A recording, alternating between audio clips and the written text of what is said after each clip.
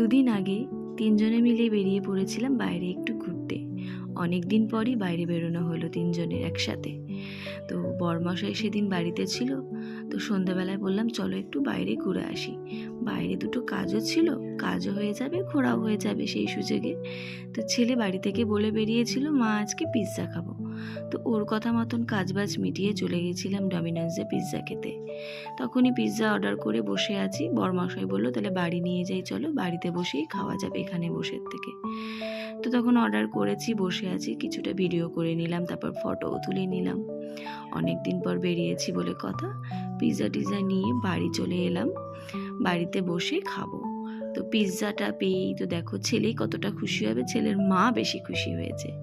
Open হয়ে গেছে box, আর এই যে স্যাচেসগুলো দেয়, অনেকগুলো দেয়, চিলি ফ্লেক্স, অরিগানো, আমার বাড়িতে কাজে লেগে যাবে জানো তো। আর তার সাথে একটা রেড ভেলভেট কেক ফ্রি দিয়েছে। তো আমরা ততক্ষণে পিৎজাটা খেতে থাকি। টাটা।